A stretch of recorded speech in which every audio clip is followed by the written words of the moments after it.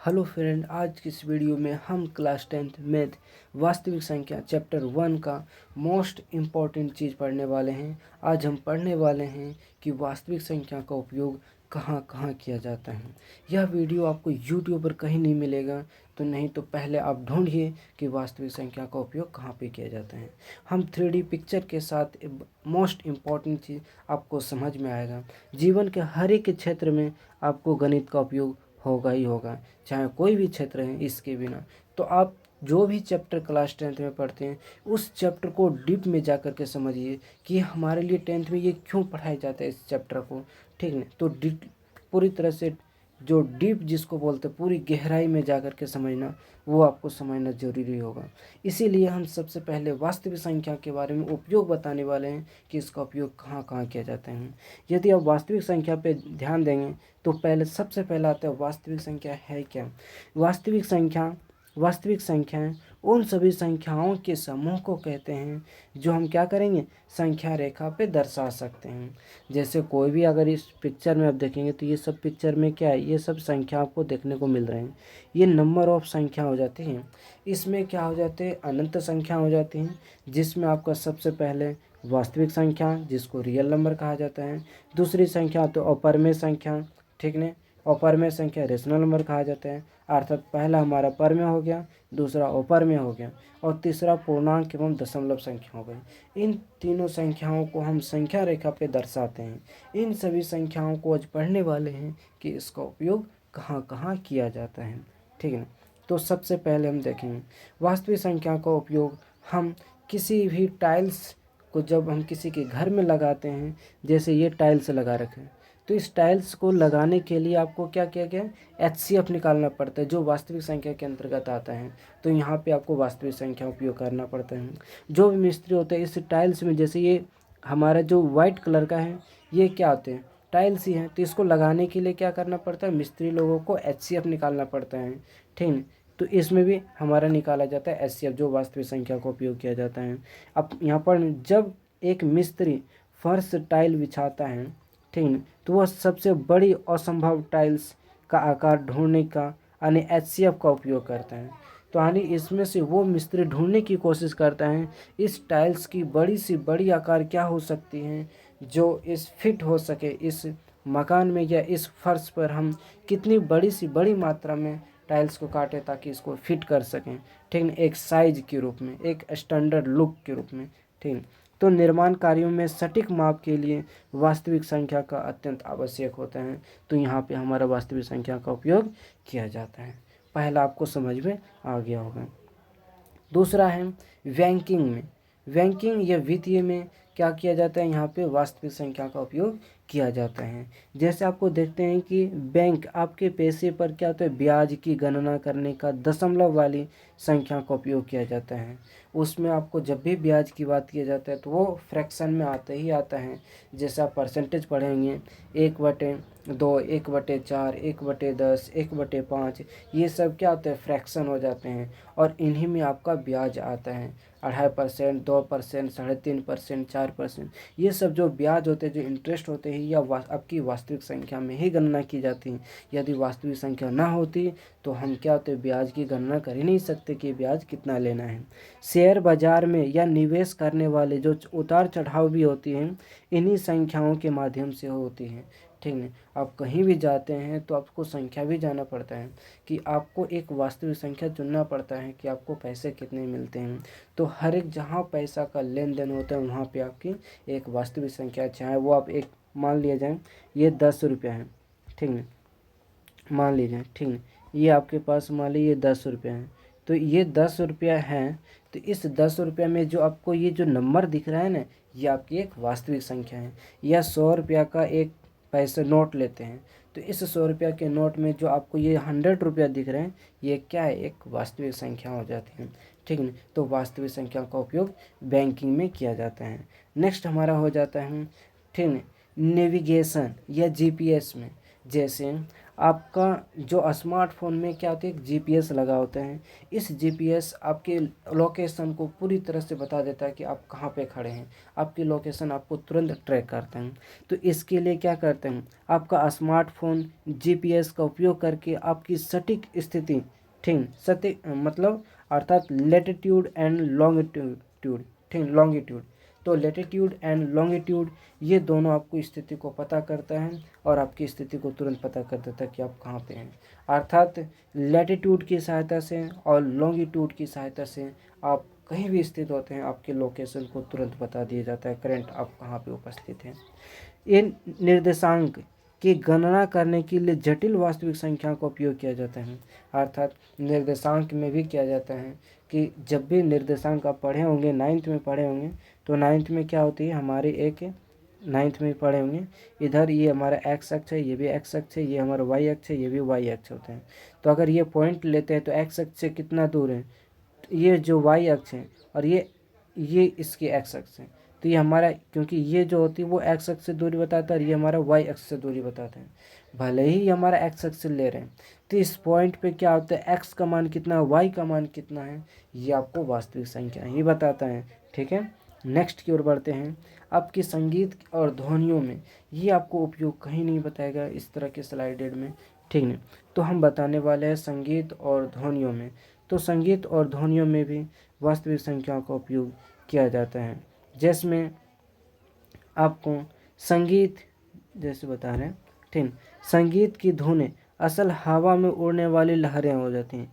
इन लहरों की आकृति वास्तविक संख्या होती है। लहरों की जो आकृति होती है वो किस वे में आती है, किसकी साइज कितनी होती हैं, वाद्य को एक लय में लाने वाले गणितीय, ठीक, तालमेल की आवश्यकता होती है। अर्थात एक फ्रीक्वेंसी होती है, अब यहाँ पे होंगे तो दिखा सकते हैं, ठीक है, वो इसमें वेब में नहीं है वरना हम दिखाते हैं कि इसमें एक फ्रीक्वेंसी आ जाती है, एक वेव आ जाती है, तरंगे आ जाती है। किस रूप में तरंगे आ जाती है, तो तरंगे का हो सकता है, हम साइज हम यहाँ पे दिखा दें आपको, ठीक। अगर इस तरह की ये साइज आ जाती है, इस तरह की ये साइज आ जाती है, ये तरंगे आ जाती है, वेव तरंगे आ जाते हैं। इस वेव तरंगे में आपको दिखाया जाता है कि इस तरंगे क्या, तो ये लहरें हो जाती हैं और ये संपीड़न और विरलन बनाते हुए ये ध्वनि की तरंगे चली जाती हैं। तो इसमें आपको क्या होती है, एक संख्या ही बताता है जो 20 हर्ट्ज से 30 हर्ट्ज से इस ध्वनि की आवृत्ति, कोई ध्वनि की आवृत्ति कितनी गहरी है, अर्थात कितनी भारी है, कितनी हल्की है, ये सब की स्थिति को जांच करने वाला एक वास्तविक संख्या ही बताता है, ठीक है। नेक्स्ट हमारा हो जाता है डिजिटल मीडिया एंड, ठीक, पिक्सेल। आपका फ़ोटो हमेशा एक पिक्सल में होता है। जब भी आप एक फॉर्म भरते होंगे तो आपको वहाँ मांगता होगा कि मुझे 20 पिक्सल का फ़ोटो चाहिए या 30 KB का फ़ोटो चाहिए, तो आपको बताना पड़ता है वहाँ पे 30 KB का फ़ोटो या 20 KB का फ़ोटो आपको बताना पड़ता है फिक्स रूप में, ठीक है। इसीलिए यहाँ पे जो आपके कंप्यूटर, ठीक, आपके कंप्यूटर टीवी स्क्रीन पर दिखने वाली फ़ोटो पिक्सल में बनी होती हैं। क्या होती हैं, आपके कंप्यूटर टीवी पर जो दिखने वाली जो भी फ़ोटो होते हैं, आप इस तरह की आकृतियाँ देख सकते हैं, ये हमारा पिक्सल की आकृतियाँ हो जाती हैं, ठीक है। ये किसकी आकृति हो जाती है, पिक्सल की आकृति। तो आपके फ़ोटो हमेशा पिक्सल में होती है और वो आपकी एक संख्या बताती हैं कि आपकी फ़ोटो किस रूप में। यदि मान लीजिए ये 20 KB लिखते हैं, तो ये 20 क्या है, 20 हमारा एक तरह से वास्तविक संख्या है। ये हमारा जो 20 क्या है, 20 एक तरह से वास्तविक संख्या है। तो आपके कंप्यूटर या टीवी स्क्रीन पर दिखने वाली हर एक जो फ़ोटो हो जाती है वो किस रूप में हो जाती हैं, वो एक पिक्सल के रूप में हो जाती हैं। इन पिक्सलों के जो रंग होते हैं और ब्राइटनेस हो जाती हैं वास्तविक संख्या के द्वारा ही कंट्रोल किया जाता है। किसके द्वारा कंट्रोल किया जाता है, तो ये वास्तविक संख्या के द्वारा ही कंट्रोल किया जाता है कि इस की ब्राइटनेस कितनी होनी चाहिए।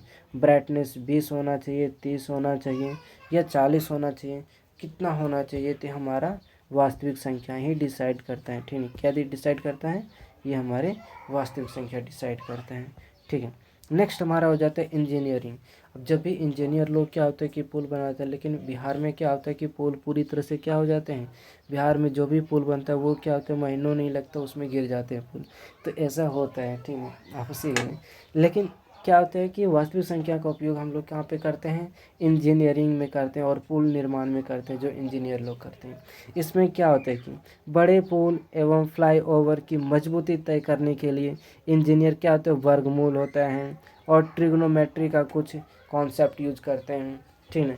तो अर्थात इसमें वर्गमूल और ट्रिग्नोमेट्री का उपयोग करते हैं, ठीक है। और तो वर्गमूल क्या होता है, एक संख्या ही तो होती है ना, और संख्या क्या होती है, एक वास्तविक संख्या हो जाती है, और इस वास्तविक संख्या की सहायता से यहाँ पे पुल का निर्माण किया जाता है। यानी ओवर ब्रिज में भी क्या होता है, एक वास्तविक संख्या का उपयोग किया जाता है, ठीक है। अपरिमेय संख्या पुल के घुमाव और तनाव मापने में मदद करती है, ठीक है।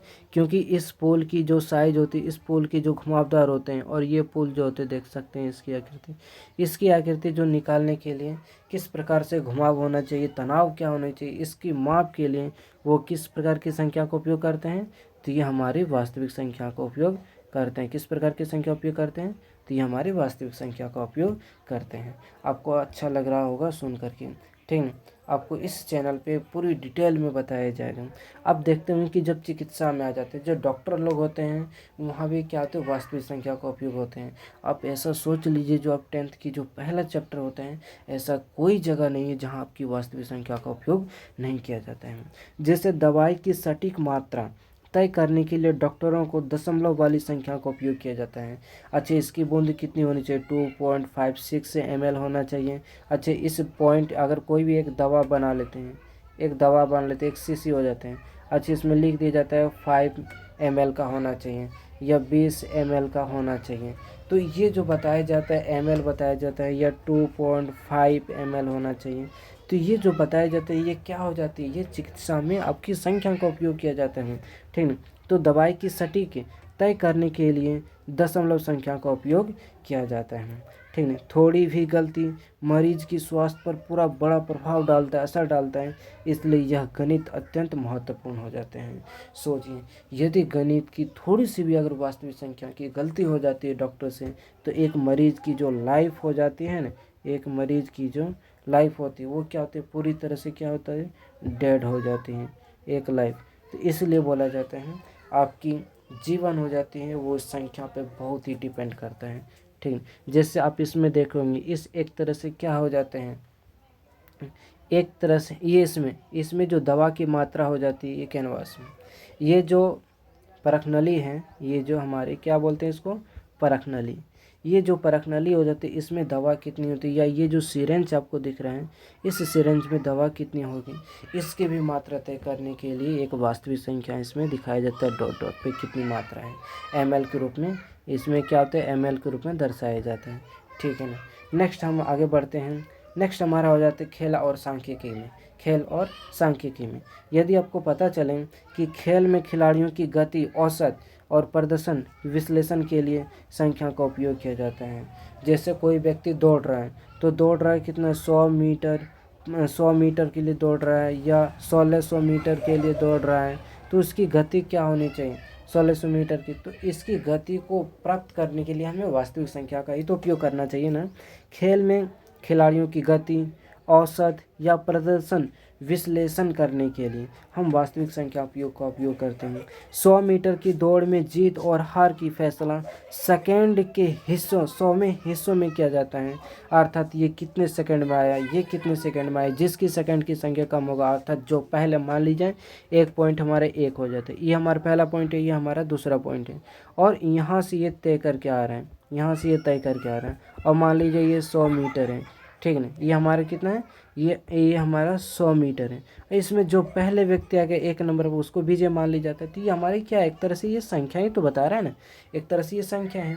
तो अगर यहाँ से यहाँ तक का आने में जो पहले व्यक्ति आता है, जो कम समय लगता है, ठीक है, कम समय लगता है, जो टोटल जो उसकी टाइम होती है वो कम लेता है, वो क्या होता है, विजय मान ली जाता है। तो आपको टोटल टाइम जो कम होता है, अगर मान ली कोई 10 सेकंड में आया 100 मीटर, या कोई 5 सेकंड में, या कोई 5 सेकंड में आया, तो किसकी गति बहुत स्पीड थी, अर्थात कौन जल्दी पहुंचा इस पॉइंट से इस पॉइंट तक, उसको विजय मान लिया जाता है। तो एक तरह से संख्या ही तो बताई जाती है ना यहाँ पे। नंबर में देख सकते हैं कि अंतरिक्ष में खगोलीय विज्ञान, अंतरिक्ष में भी खगोल विज्ञान के लिए क्या होता है, इसमें संख्या के रूप में उपयोग किए जाते हैं। ब्रह्मांड में तारा एवं ग्रहों के बीच की दूरी किलोमीटर में होती है, ठीक है, उसके बीच की दूरी किलोमीटर में होती है।